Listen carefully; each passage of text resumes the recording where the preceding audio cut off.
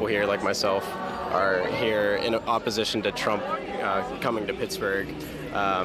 We believe that his rhetoric is very hateful and divisive, and not that you can totally put the blame on one person for every act that happens, but you also can't say he's blameless either.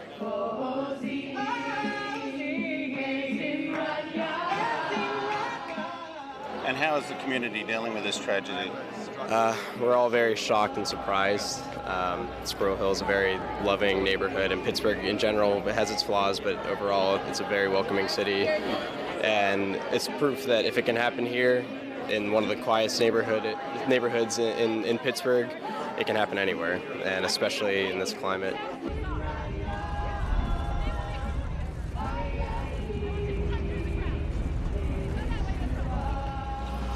I instructed my congregants to drop to the floor, don't move, be quiet. I took some of the people who were in the front, and tried to get them out of the sanctuary, through the front of the sanctuary, through some of the doors we have there, to either an exit out of the building or to a closet someplace to hide. I then turned back to see, okay, what can I do? I've got 8 people in the back there. I could hear the gunfire getting louder, and I knew at that point there was nothing I could do.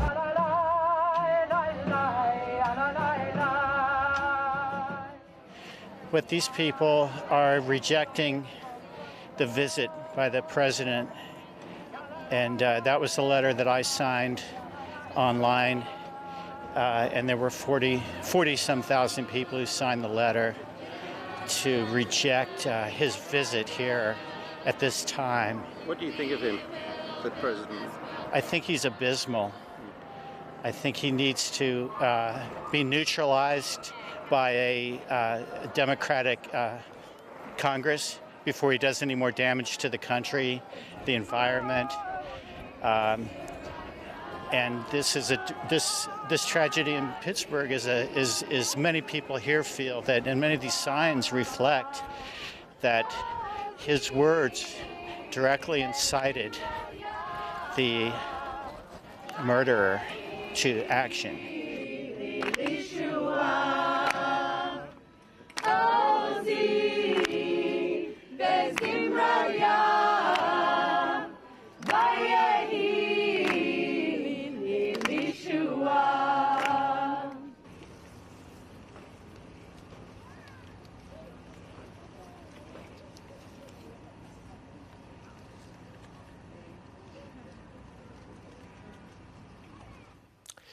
Well, those interviews with the protesters we just watched were conducted by Australian political strategist Bruce Hawker, who spent the day at Squirrel Hill in Pittsburgh. He's currently filming a political travel documentary on the midterms, and I spoke to him earlier. Bruce Hawker, thanks so much for giving us your time. It's remarkable, isn't it, that we have a situation where a US president is being told that he's not welcome in a city. That's an extraordinary thing. How does America get to this point? What does this tell us about the United States and its politics right now? It just goes to this terrible division that we've discussed previously, Stan, which in the last week since we spoke has only got more extreme. America is really reeling at the moment, not just from the problems of division in the community that they've seen up to this time, but also the events of the last week, the pipe bombs that were sent to strongly critical people against Trump, the massacre that we just discussed, and also the killing of some African Americans in Kentucky by a white supremacist. So all these things are saying that Americans on the Democratic side are very unhappy with the style of Donald Trump. You know, if you drilled into some of the things that he says, you probably wouldn't get a lot of argument about putting American jobs first, as you'd see in Australia as well. But it's the vitriol of the language that they worry about. On the Republican side, they just keep saying, well, you know, the president's calling it as it is. He may go over the top every now and then with his language, and he tweets too much, but the economy's going well and that's why we're supporting him. That seems to be the fallback position, but it is a terribly divided country.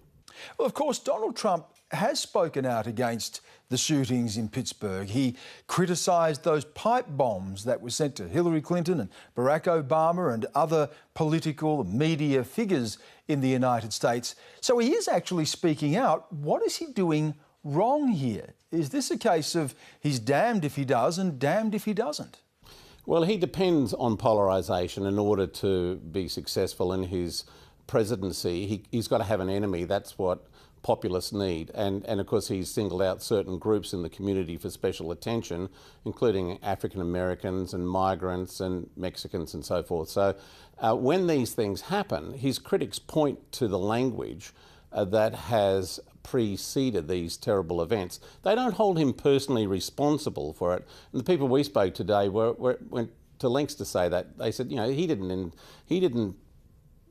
say go and do this terrible thing, but they say, he has just traduced the presidency to the point where they don't have confidence in him, and that people who are unhinged, as I heard a lot of people saying today, can get messages from what he's being saying. They may be the wrong message, but they're getting those messages from him. And so that goes to the heart of what I think a lot of people are upset about right now.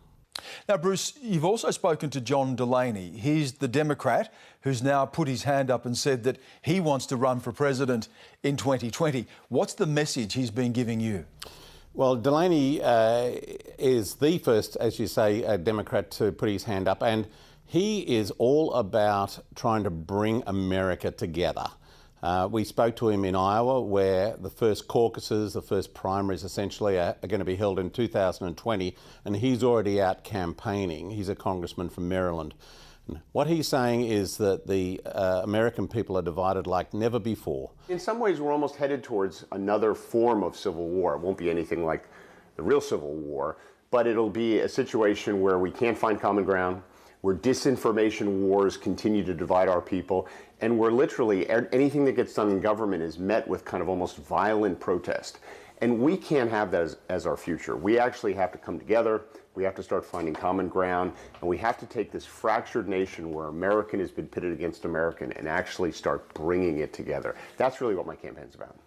Now, what he's saying is really no different, is it, to what Barack Obama had said when he ran for the presidency? Remember, he said there was no blue states, no red states, there was just the United States. He talked about healing, he talked about hope. He mentioned climate change and the great challenges of our time. And yet, 8 years after Obama, we have Donald Trump. Many critics say it was the Obama years that created Donald Trump. Exactly. African Americans particularly are saying to me, we knew on election night 2008 that there was going to be a radical swing back in the other direction. And of course, Donald Trump has ridden that wave. And yes, a lot of the rhetoric that we're hearing from people like Delaney and other so-called third way politicians in the United States does reflect what Obama was talking about, what Clinton was talking about, what Tony Blair was elected on, and what Bob Hawke and Paul Keating were also successfully campaigned on in Australia in the 1980s, working towards the centre. And it's something which we haven't really seen much of in America in recent years, and it may be an idea whose time will have come by 2020. And just finally, Bruce, you've been travelling around the United States ahead of these midterm elections and looking at the polling in the US as well. From what you're seeing on the streets, does the polling match that sentiment right now?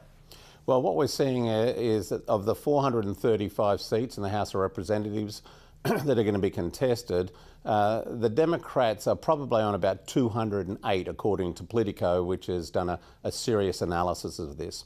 But they need 218 seats in order to have control of the House. So they need another 10 seats. Politico and most analysts believe that they will get control of the House, although not the Senate. Now, in the last week since we last spoke, a lot has happened here that has, I think, repositioned the Democratic campaign, and it's all been around the terrible things that we've been discussing: the massacre in Pittsburgh, the shootings in Kentucky, and the pipe bombs being sent to Democrat-supporting activists. All those things have really tended to throw Trump off message.